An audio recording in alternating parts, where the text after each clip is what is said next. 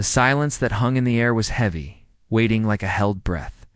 Silas didn't rush to fill it. He stood there for one more heartbeat, his eyes closed, his lips just parted. Then he opened his mouth. And the sound that came out wasn't just a song, it was a physical force. The first note surged through the speakers and crashed into the room like a wave hitting the shore. It wasn't a soft, gentle start. It was raw, resonant, and impossibly loud, cutting through the stale air of the auditorium with a sharpness that made people physically jump. It was a voice that didn't match the body. From this old man in the ragged coat came a sound that was rich, textured, and powerful, like a cello being played with soul.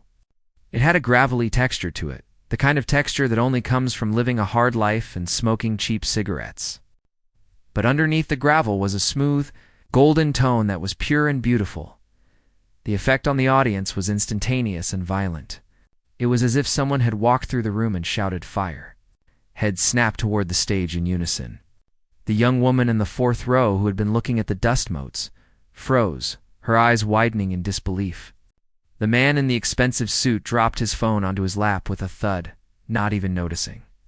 The teenager, who was checking social media, instinctively gripped the edge of her seat, her knuckles turning white. The sleepy atmosphere was electrocuted awake. The skepticism that had blanketed the room didn't just fade, it was shattered.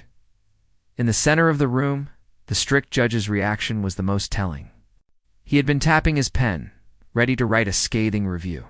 The moment Silas's voice hit the air, the pen stopped. It didn't just stop moving. It froze in midair, suspended by the sheer shock of what he was hearing.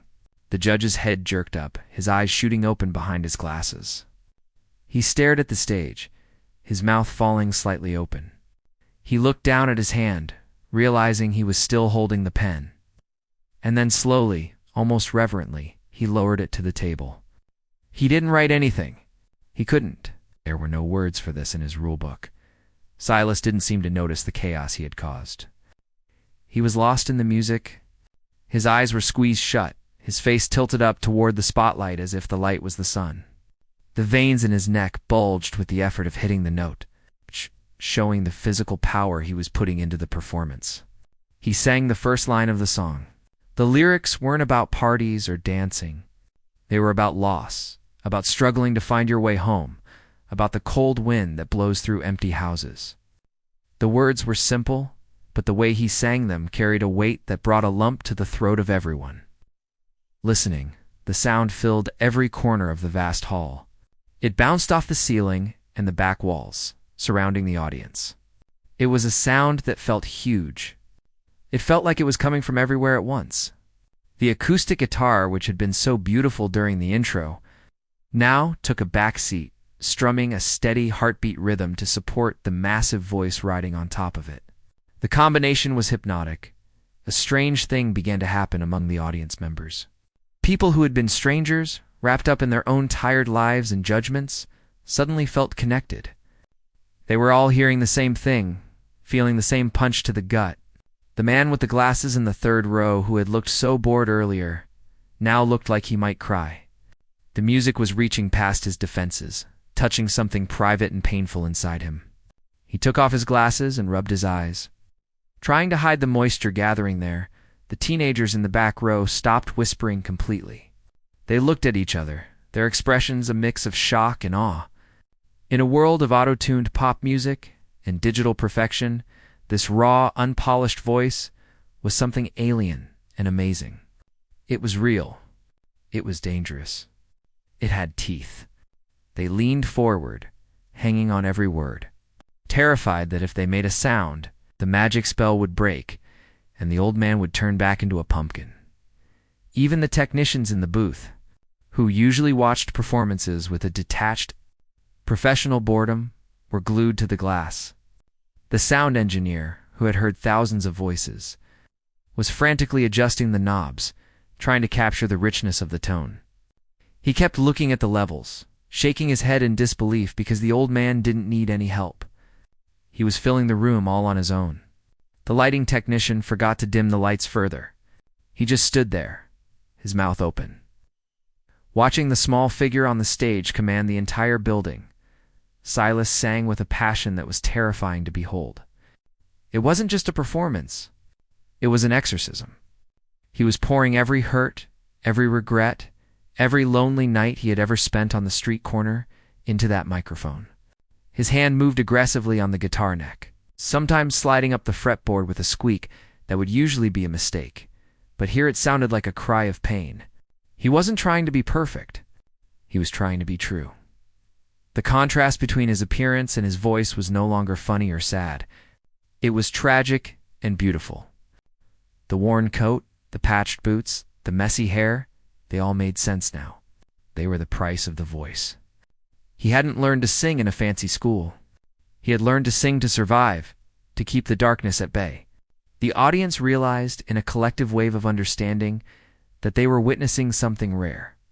They were watching a master craftsman at work. Using tools of emotion that they didn't even know existed, the song built in intensity. Silas's voice climbed higher, gaining power and volume. The guitar strumming became faster, more urgent. The spotlight caught the sweat beading on his forehead, making his skin glisten. The power of the note was vibrating through the floorboards, up the legs of the chairs, and into the bodies of the listeners. You could feel the bass in your chest. It was a physical sensation, like being near a passing train. But this train was made of pure emotion. The judge, the one who had been so ready to dismiss him, was now leaning so far forward he was almost off the stage. He had crossed his arms, but he wasn't shutting Silas out. He was hugging himself, as if he was cold. The music had stripped away his arrogance. He looked at Silas with wide eyes, seeing him for the first time. He wasn't looking at the clothes anymore. He was looking at the artist. The critic was being critiqued by the art, and he had no defense against it. The room was completely mesmerized. No one looked at the door. No one looked at their watch. The 50 people in the hall were no longer 50 individuals. They were one single organism, breathing and listening together. The skepticism that had ruled the room was gone, evaporated by the heat of the performance. In its place was a profound sense of respect. They realized they had been wrong. They had judged a book by its cover, and they had missed the masterpiece inside until it screamed at them as Silas held a long, high note that seemed to last forever. A shiver went through the crowd. It was that feeling you get when something is so true it hurts. It was the feeling of witnessing a miracle in an ordinary place. The note didn't waver. It didn't crack. It stood there, solid and strong, defying age. Defying the expectations of the crowd, defying the silence that had tried to swallow him whole. The silence of the room was gone, replaced by a roar that wasn't made by people, but by the sound of a human soul pouring itself out into the world. And for the first time that night, no one wanted it to stop. They didn't want to go home. They didn't want to miss a single second. They were completely, utterly captivated, held hostage by a voice that came from nowhere and everywhere, all at the same time. The movement of Silas's hand was the first thing to break the standoff between the old man and the crowd. He didn't count off 1, 2, 3, 4 like a band leader in a jazz club. He didn't nod to a drummer because there was no band. He just lifted his right hand slightly and let it fall across the strings in one smooth, fluid motion. It was a simple downward strum, nothing fancy or showy. But the sound that jumped out of the amplifier was shockingly clear. It wasn't the messy, buzzing sound of a beginner. It wasn't the unsure sound of someone who is nervous. It was a full, rich, open chord that seemed to expand instantly to fill every corner of the hall. The tone was warm and woody, with a slight metallic ring that cut through the heavy air. The sound hit the walls and bounced back, wrapping around the audience. It was a sound that felt physical. It's like a warm breeze on a cold day. In the first few seconds after the strum, the audience didn't know how to react. They had prepared their faces for a grimace, ready to hear a mistake. When they heard perfection instead, their brains paused for a moment. It was like stepping forward onto a stair you thought was there, only to find flat ground, causing you to stumble slightly. A few people in the front row blinked rapidly. The man with the glasses adjusted his spectacles, his eyes widening just a fraction. The sound was too good to ignore, but their skepticism was still fighting for control. Maybe he just got lucky. Their expressions seemed to say, Silas didn't stop. He didn't wait for applause. He didn't even look up to see if they were listening. He immediately strummed again, a slightly different rhythm this time. And then he began to pick the individual strings with his left hand. His fingers were calloused and thick, looking more like they belonged to a construction worker than a musician. But they moved with a delicate precision that was mesmerizing to watch. He plucked the bass string with his thumb, letting it ring deep and low, and then lightly played the higher strings with his fingers. It was a finger-picking pattern that sounded like rain falling on a tin roof, rhythmic and soothing. Up in the technical booth at the back of the hall, the lighting technician was slouching in his chair, his chin resting on his fist. He was watching the monitors out of the corner of his eye, expecting to see a disaster. But when he heard the quality of the sound coming through his headset, something instinctive kicked in. He wasn't a musician, but he worked around sound every night. He knew the difference between noise and music. He heard the clarity in Silas's guitar, and without really thinking about it, his hand reached out to the lighting board. He slid a fader down slowly. The bright, harsh white lights that illuminated the audience began to fade. The exit signs glowed a little brighter in the gloom. The spill of light onto the stage was reduced, leaving only the focused spotlight on Silas. Then, the technician adjusted the color filter, changing the spotlight from a stark yellow to a softer, warmer, amber glow. This change in lighting had a massive effect on the room. As the house lights dimmed, the distractions disappeared. People could no longer look around the room and judge the others. They could no longer check their phones without the light being blindingly obvious in the dark. The world shrank. It shrank down until there was nothing left but the circle of light and the man inside it. The darkness behind the audience pressed in, creating a sense of intimacy that hadn't been there 5 minutes ago. It suddenly felt like a private concert, not a public judging. The shift in the atmosphere was tangible. The air lost its sharp, impatient edge and became heavy with focus. A young woman in the fourth row, who had been whispering to her friend, stopped mid-sentence. The unfinished sentence hung in the air for a second before fading away. She turned her head toward the stage, her eyes adjusting to the dim light. She saw the dust motes dancing in the spotlight beam around Silas. She saw the deep lines on his face, illuminated by the warm light, and for the first time, she stopped seeing a street bum and started seeing a person. The judge in the center stopped tapping his pen. He held it suspended over the paper, his head cocked slightly to the side. He was listening, really listening now. He heard the complexity in the picking pattern. It wasn't just a simple folk song strum. There was a melody woven into the chords, a counter-melody that was subtle and clever. The judge's eyebrows furrowed. He was trying to find a flaw, a timing error, a missed note, but the playing was solid. It was frustratingly good. He slowly lowered his pen to the table, crossing his arms instead, his face losing its look of boredom and replacing it with a look of serious scrutiny. Silas continued to play the intro. It was a long introduction, almost a minute long, which is rare for a short talent show slot. Usually, performers rush to get to the lyrics so they can impress the crowd. But Silas took his time. He played with a confidence that demanded time. He wasn't performing for the judges or the audience anymore. He was playing with the music. It was a conversation between him and the guitar. The sound seemed to wash over the tired people in the seats. The music was sad, but in a beautiful way, like looking at an old photograph of a place you used to love. It had a narrative quality. You could hear a story in the notes even without words. It spoke of long roads, of cold nights, of love lost, and memories kept safe.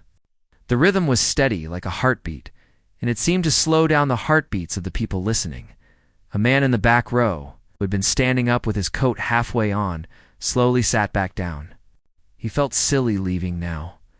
The music had hooked him, pulling him back into his seat against his will. He draped his coat over his lap and looked at the stage.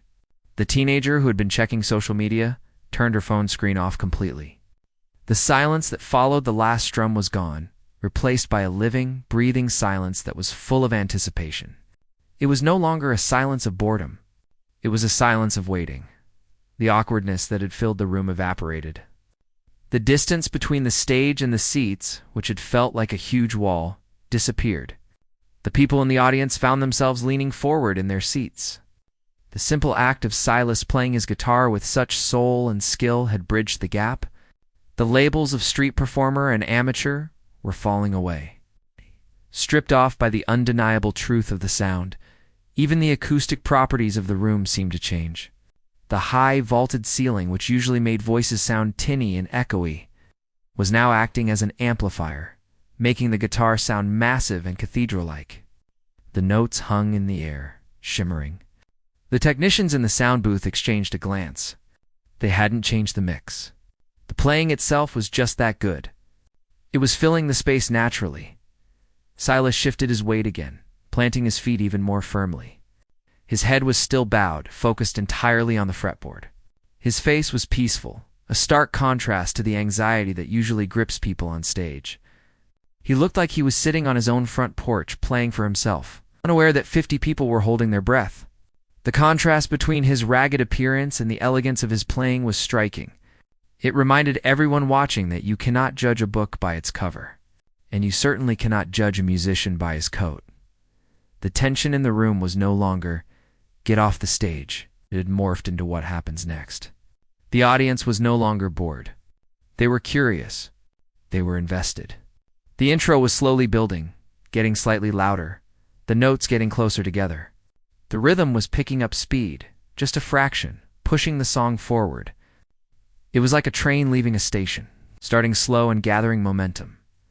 The light from the spotlight reflected off the glossy surface of the guitar, casting dancing shapes on the walls. The dust in the air seemed to sparkle. The man in the expensive suit stopped looking at his watch. The judge uncrossed his arms and leaned forward, his elbows on the table. The stillness in the room was profound. It was the kind of quiet that only happens when a large group of people is experiencing something together, something real. Silas took a deep, visible breath, his shoulders rising high. He lifted his head slightly. The intro was coming to an end. The chord progression resolved, leading perfectly to a pause. The crowd sensed it. They could feel the music approaching a cliff, about to jump off into something new. The anticipation was a physical weight in the air. The skepticism had been beaten down by the beauty of the guitar, replaced by a nervous hope. They didn't want him to fail anymore. They were afraid to hope, but they were hoping anyway. They wanted him to be great. They were leaning in, waiting for the song to truly begin, waiting for the voice to match the guitar. Silas's hand froze over the strings. The silence rushed back in for a heartbeat, and then his lips parted.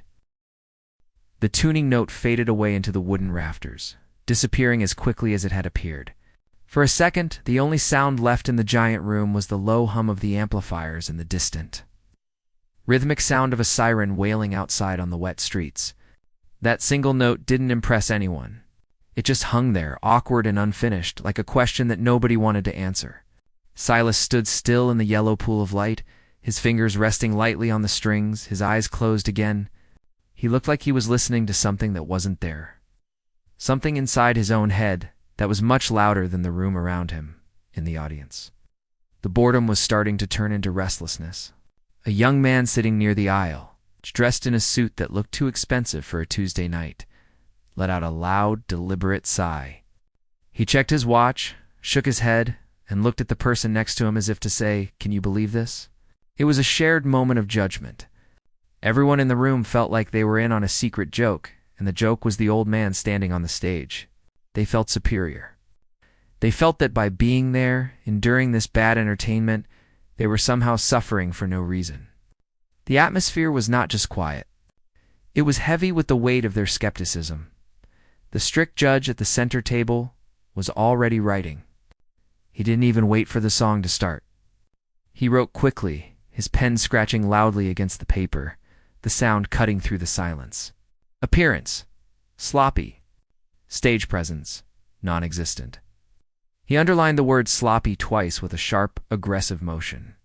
He had seen thousands of performers in his long career. He liked to think he knew a star the moment they walked out, and he knew a flop just as fast. To him, Silas wasn't an artist. He was just a waste of 10 minutes. The judge tapped his foot on the floor, not to the music, but to the beat of his own impatience. He wanted a melody, a rhythm, something he could critique technically. But Silas just stood there adjusting his stance. Then, Silas started to tune the guitar. Not the quick, professional tune-up that most bands do between songs. He did it the old-fashioned way. He played a low string, listened closely, and turned the peg at the top of the neck. Pluck. Turn. Pluck. It was a slow process. The sound of the peg creaking was audible in the quiet hall. To the impatient audience, this was pure torture. Why didn't he just start? Why did he have to waste their time with this? A few people in the back row started to whisper to each other. Their voices carried in the quiet space. A low murmur that sounded like bees buzzing. "I bet he doesn't even know a full song," a voice whispered from the dark. "He looks like he just walked in from a bus stop," another voice replied, followed by a quiet, nervous snicker. The skepticism in the room was like a heavy, wet blanket. It weighed on everything. It made the air feel thick and hard to breathe. It wasn't just that they didn't like him. It was that they refused to give him a chance. They had seen his coat, they had seen his age, and they had made up their minds in the first 3 seconds. In the modern world, people are often taught to judge a book by its cover, to judge a song by the singer's outfit, or to judge talent by the number of likes on a screen. Silas had none of those things. He was invisible to them. A ghost wandering through a talent show he had no business being in. But Silas didn't seem to notice the hostility. Or maybe he did, and he just didn't care. He continued to adjust the guitar, with a focus that was almost scary. He bent his head down so his ear was close to the sound hole of the guitar, listening to the vibration of the wood. His face, which had looked tired and sad when he first walked out, changed. It softened. The worry lines on his forehead smoothed out. It was as if the guitar was the only friend he had in the world, and he was having a quiet, serious conversation with it. The lights in the booth above the audience flickered slightly. The technician, a young guy in a hoodie, was slumped in his chair, half watching a small monitor. He saw the old man taking so long and rolled his eyes. He reached out to dim the stage lights, thinking maybe if it was darker, people would be less likely to notice how long this was taking. As the lights dimmed, the shadows in the auditorium grew longer. The people sitting in the seats became silhouettes. The focus narrowed down until the only thing that was clearly visible was that single. A circle of light around the microphone and the man inside it. This change in lighting actually made the audience feel even more uncomfortable. It felt too serious now. When the lights are bright, you can check your phone, you can look around, you can see who else is bored. But when it gets dark and spotlighted, it feels like you are watching a play, and you are supposed to pay attention. And nobody wanted to pay attention to this. They wanted to look away. A teenage girl in the front row, who had been looking at her nails, suddenly felt the weight of the darkness behind her. She turned her phone screen off, was feeling self-conscious about the bright light in the dim room. The judge looked up from his paper, his pen hovering, ready to mark down the first wrong note. He had a smirk on his face, a look that said, "Show me what you've got." It was a look of arrogance. He was the gatekeeper of talent, and he had already decided the gate was closed. He leaned back in his chair, crossing his arms. Creating a physical barrier between himself and the stage, Silas finally seemed happy with the tuning. He straightened his back. He gripped the neck of the guitar firmly. The audience shifted in unison, sensing that the moment was finally coming. They braced themselves. They were ready to roll their eyes, ready to laugh, ready to whisper about how bad it was. They wanted to get it over with so they could say they were there when the street guy failed. The skepticism was a wall they had built, and they were safe behind it. Then Silas took a step closer to the microphone. He closed his eyes again, but this time it wasn't to listen to the guitar. It was to prepare himself. He took a deep breath that filled his lungs completely. His chest expanded against the old wool coat. He looked huge in that moment, not physically, but in terms of presence. The silence stretched out, thin and tense, like a rubber band being pulled to its breaking point. Someone in the back row coughed, and the sound echoed loudly, shaming the person into silence. The contrast between the room and the man was sharp. The room was cold, modern, cynical, and rushed. The man was warm, old, focused, and timeless. He stood there, carrying the weight of his life in his coat, but looking lighter than he had all night. He didn't care about the judge. He didn't care about the people leaving. He wasn't there to win a trophy. He was there because he had something inside him that needed to come out. The audience held their breath, not because they were excited, but because they were waiting for the awkwardness to end. They were waiting for the first bad note to confirm their suspicions. They were holding their skepticism like a shield, protecting themselves from being disappointed. The air in the hall was thick with doubt. It was a suffocating feeling for anyone sensitive enough to feel it. But Silas seemed to breathe it in effortlessly. He shifted his weight. The leather of his shoe squeaked against the floor. The sound was tiny, but in the silence, it was shocking. Everyone flinched slightly. The judge looked up sharply, his eyes narrowing. The man in the expensive suit looked up from his watch.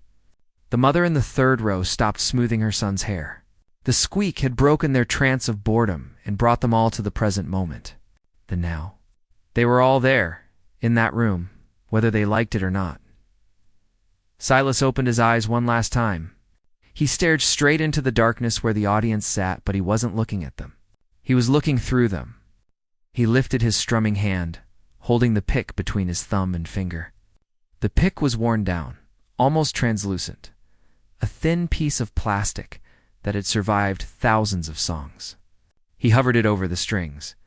The judge gripped his pen tighter, ready to strike. The audience held their collective breath, ready to cringe. The skeptics sat back, crossing their arms, ready to be right. The moment was now. The rubber band was stretched to its limit. The weight of their expectations was crushing, pushing against the lone figure in the light. But Silas just stood there, grounded and ready, completely unaware that he was supposed to fail. The large clock hanging above the stage doors ticked loudly, cutting through the heavy silence that had settled over the auditorium. It was late, far later than anyone had expected to be stuck in a building on a Tuesday night. Outside, the rain was tapping against the high, arched windows, a rhythmic sound that was making it even harder for the people inside to stay awake. The air inside the hall smelled faintly of stale popcorn, floor wax, and the metallic scent of old coffee. It was the kind of smell that usually meant the night was over. But tonight, the night just kept dragging on. This was the final evening of the Regional Talent Showcase, a competition that had started with a burst of energy 3 weeks ago, but was now limping toward the finish line. The audience, which had filled the seats with excitement during the opening rounds, was now just a collection of tired people waiting to go home. There were only about 50 people left scattered across the folding chairs. A young couple in the back row was whispering about who was going to watch their dog tomorrow. An older man a few rows up was rubbing his temples, his glasses pushed up onto his forehead, staring blankly at the red velvet curtain. The atmosphere was thick with impatience. It was that specific kind of mood where people stop listening and just start waiting for the end. In the center of the room, 3 judges sat at a long table covered in blue velvet. The center judge, a man known for being very strict, looked like he was falling asleep. His head was resting on his hand, and his eyes were half closed. The other 2 judges were shuffling papers, looking at their watches, and generally looking unimpressed. They had seen it all that night. They had seen dance troupes forget their steps. They had seen comedians tell jokes that no one understood. And they had seen singers who couldn't hold a tune. The magic of the competition was gone, replaced by a desperate desire to just hand out the trophies and leave. The lights on the stage were dimmed to a dull yellow, making the empty microphone stand look lonely. The announcer, a man with a shiny suit and a tired voice, walked slowly to the podium. Didn't have the energy to fake a smile anymore. He looked down at his clipboard, sighed quietly, and tapped the microphone. A loud screech of feedback pierced the quiet room, causing a few people in the audience to cover their ears and groan. The announcer mumbled a quick sorry into the mic, adjusted his tie, and looked out at the tired crowd. "Ladies and gentlemen," he said, his voice flat and unenthusiastic, "thank you for your patience. We have reached the final act of the evening and the competition." There was a polite smattering of applause, but it was weak and died out instantly. It was the kind of clapping people do just to be polite, not because they are excited.